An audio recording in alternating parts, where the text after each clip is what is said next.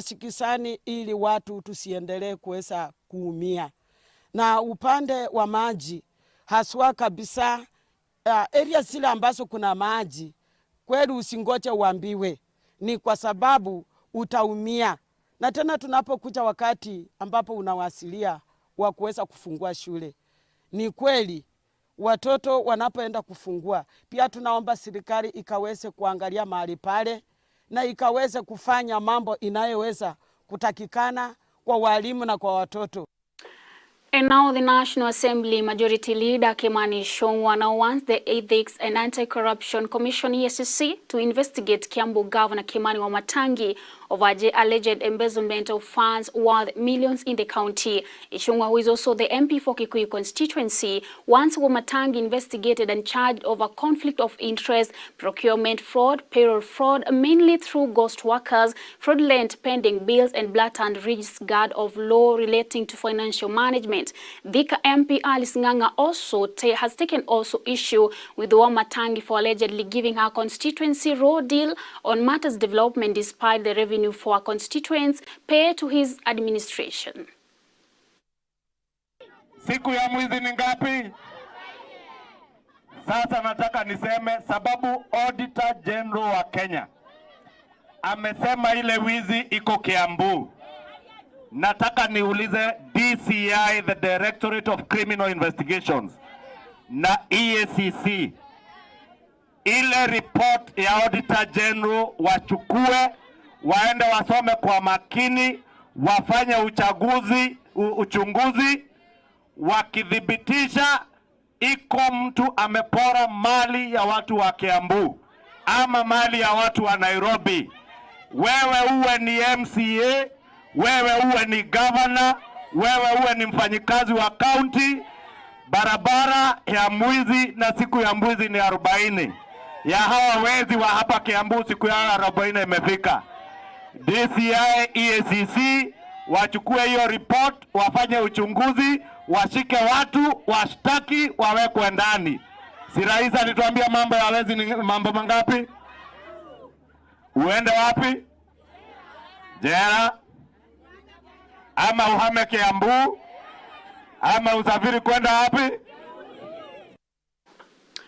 From Kiambu County, now President William Ruto has secured Zimbabwe's support for Raila Odinga's bid for the African Union Commission chairmanship. Kenya has presented its candidature for the position following an unanimous decision by the AU Executive Council on 15th March 2024 that the East African region submits candidates for the AU chairmanship. During the bilateral discussion with the Zimbabwe President Emmerson Mnangagwa at the Bulawayo State House, President Ruto emphasized that Kenya's bid is motivated by its commitment to advancing the Pan-African agenda, as Grace Ahati reports.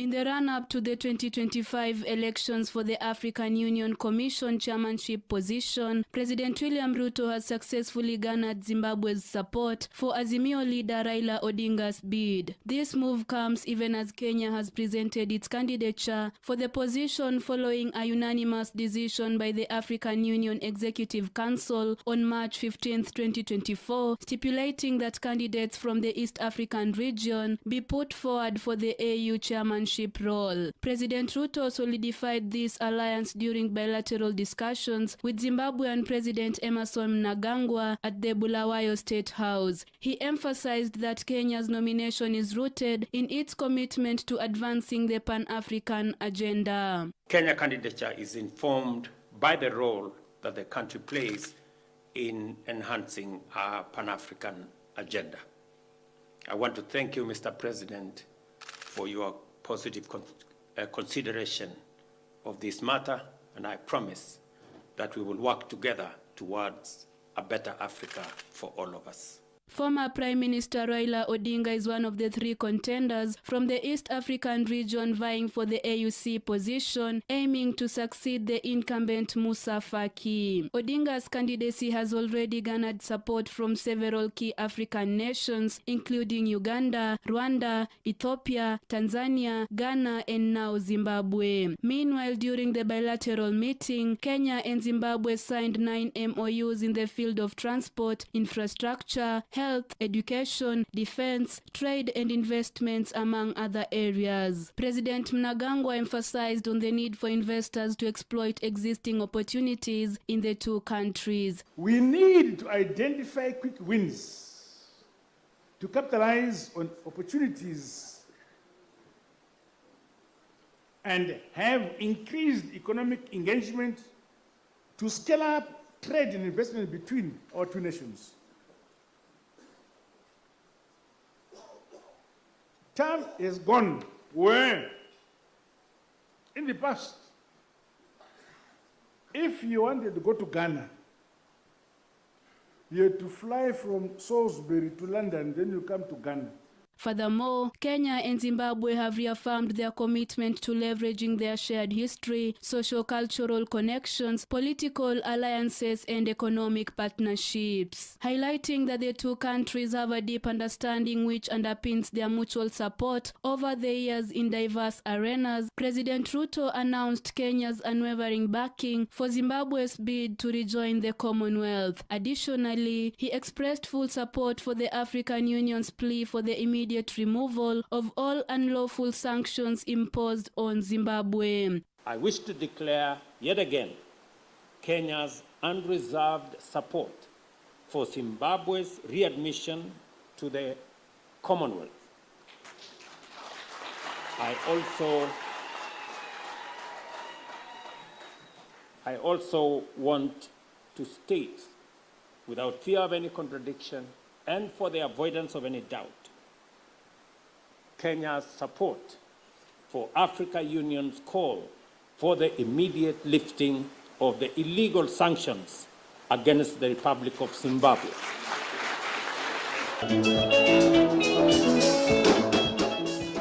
Reporting for Hope TV Newswatch, I'm Grace Ahati.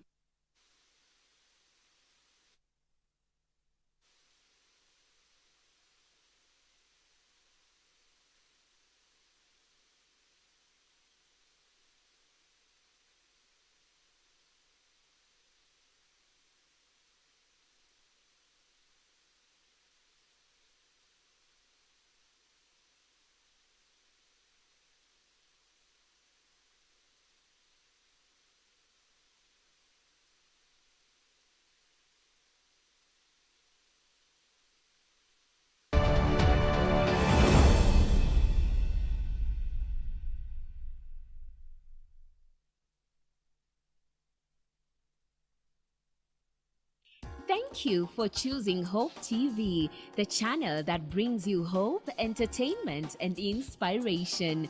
We value you better.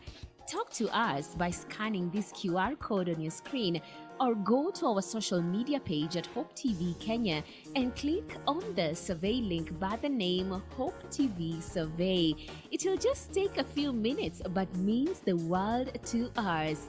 We value your feedback. Hope TV, look and live. With an excellent selection of the best Christian programming consisting of local and international content, of inspirational stories, talk shows, Bible commentary, youth, health shows, children entertainment, contemporary gospel music, extended times of worship, live broadcast, news, 5% of authentic and credible local content every week. Hope TV is a sister station to Hope FM, Kenya's leading Christian radio station with footprints across the country. Tune in to Hope TV, where you look and live.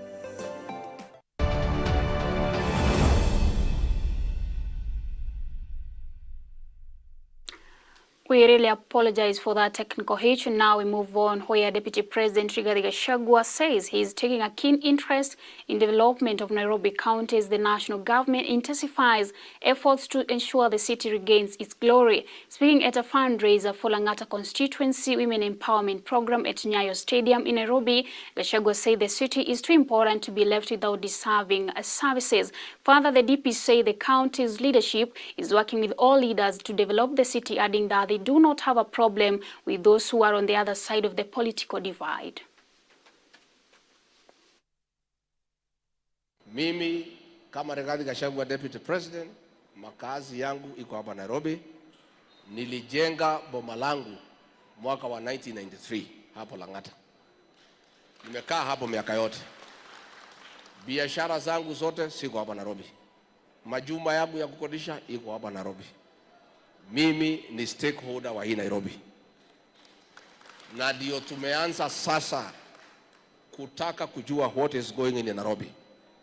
And I'm going to take keen interest of the political developments in this city.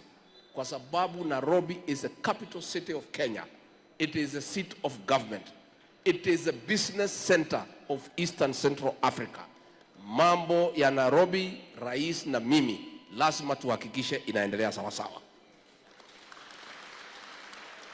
Na kwa hivyo mtakuwa sasa mtaanza kutuona, we are going to take a keen interest in the welfare and the developments of this city and its leadership. Nairobi is too important to be left just like that. The President and I will take a keen interest in what is going on, so that tupanga in Nairobi to make sure Nairobi we restore the glory of the city in the sun. Tuhakikishe ya kwamba watu ya Nairobi wanapata huduma zile ambaye zinatakikana. And we are going to do that not because we are voters here, but we are stakeholders here.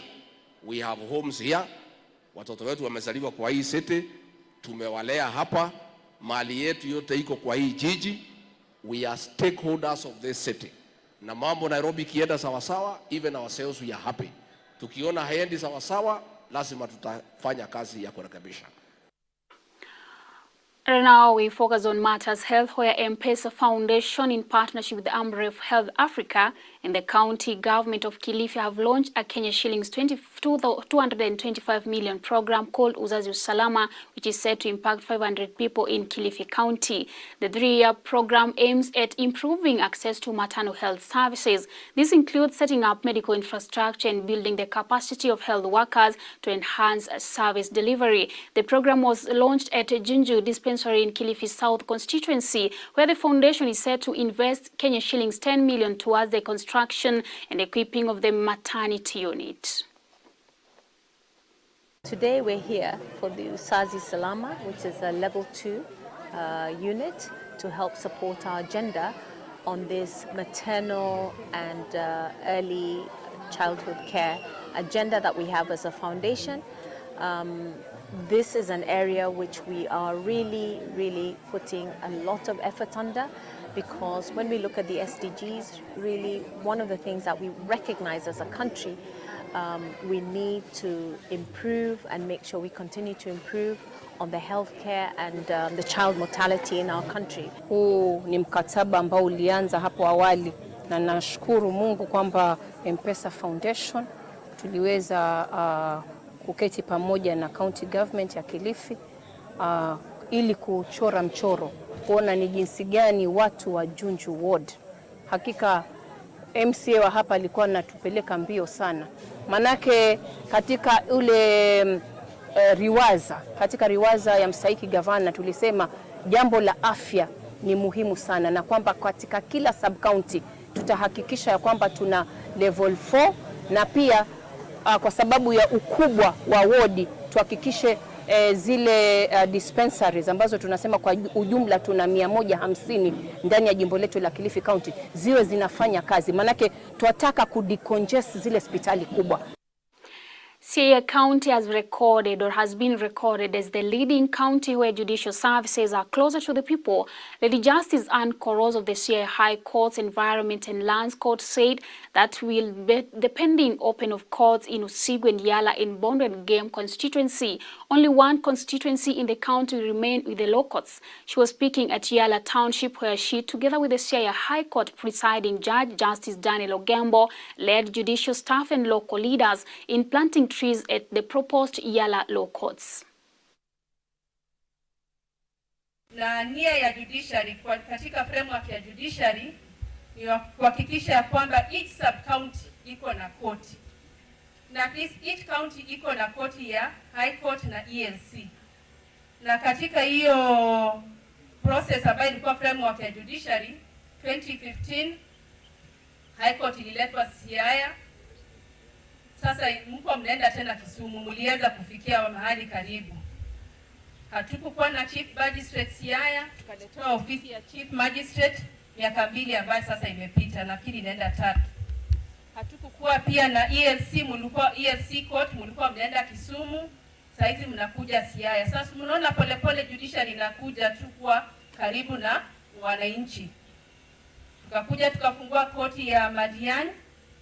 Hivi karibuni pia tutafungua koti ya Yala na pia koti ya Usigu. Katika Kenya mzima, county ambayo ina lead kwa koti kuwa karibu na watu ni county ya Siaya. Kenya mzima. Na inaweza kuonyesha kwamba watu wa Siaya wako na ukarimu, kwa sababu sisi hatuwezi enda kujenga koti mahali popote. Lazima tupate support ya kwanza kutoka community na 2 kutoka county government. Hapo mbeleni tumekuwa na changamoto sisi kama wakaji wa hii sehemu, na wale pia wanatoka in the neighboring sub county, wote wamekuwa wakienda kule Siaya. Na mimi nina hakika koti ikianza kufanya kazi hapa itakuwa ime-enhance service delivery. And now, section of political leaders in Embu County have raised concern over plans to take over University of Embu land that is located in Manyacha constituency, just a few kilometers from Embu town along the Embu-Meru highway.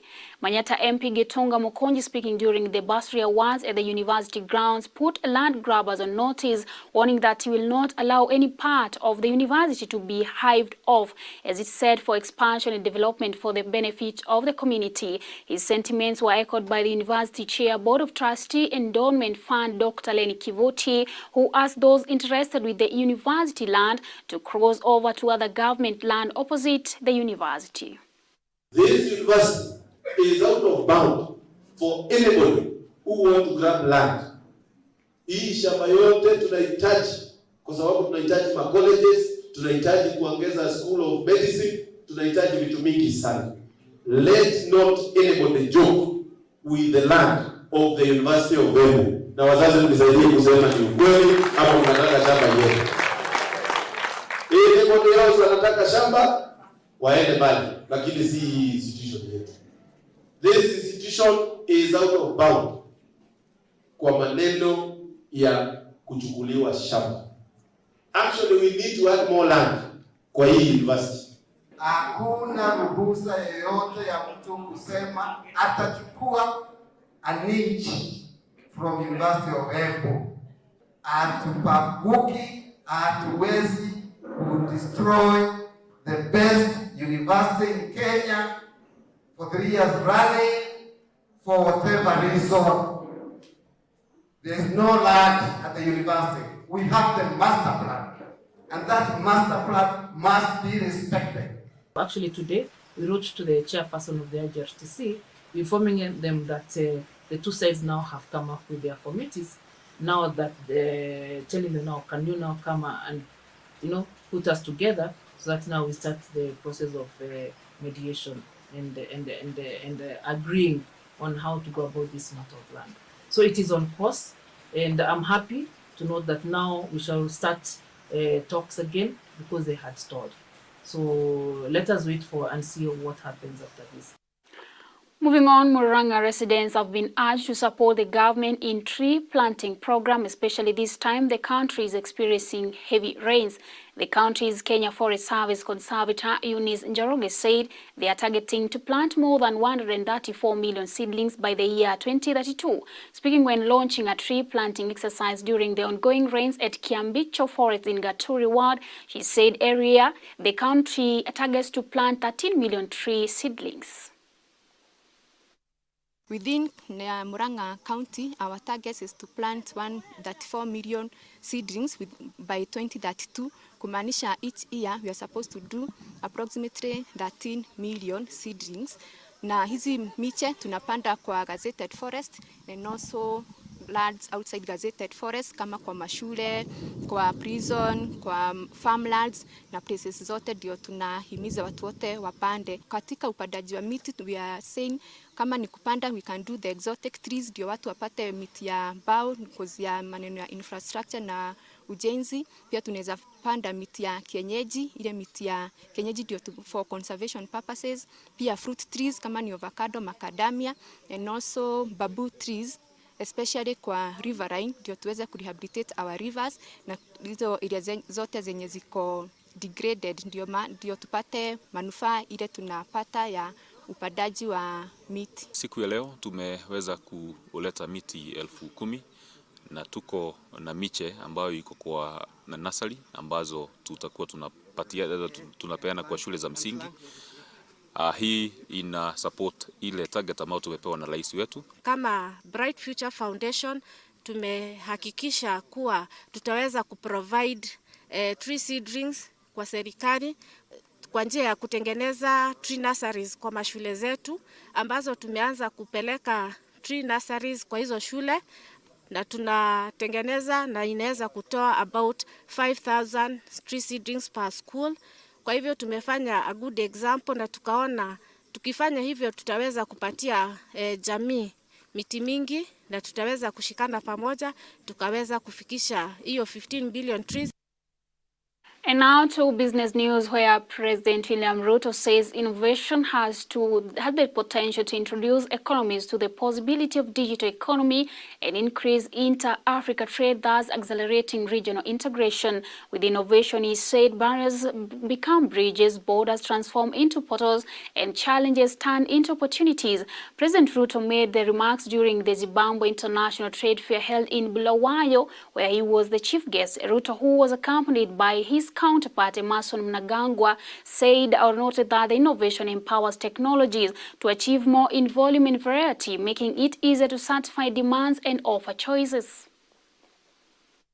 Innovation will enable every sector of our economies to harness the power of automation and robotics, as well as digitization, artificial intelligence, and machine learning, which are revolutionizing productivity and redefining the future of work every minute, in every space, at all times. Additionally, innovation will simplify transactions, enhance financial inclusion, generate fintech, and promote e-commerce. This way, innovation will introduce our economies to the possibilities of the digital economy, increase and accelerate regional integration, because with innovation, barriers become bridges, borders transform into portals, and challenges. And now we focus on sports, where KCB RFC dominated Northern Suburbs with a commanding 65-7 victory in the Enterprise Cup, enter quarterfinals, securing their spot in the Cup semi-finals in a match played at the KCB Sports Club in Ruaraka. The game began sluggishly, with the slopy ground slowing down the pace, which gave Northern Suburbs an edge to hold off the Bankers in the opening minutes of the match. However, KCB broke the deadlock when Collian Persian scored the first try, followed by Emmanuel Opondi, Austin Sikut, and Captain Griffin Musila, each adding a try to the scoreboard. Emmanuel Opondi successfully converted the tries, contributing to KCB's lead. By halftime, the score stood at 33-0 in favor of KCB.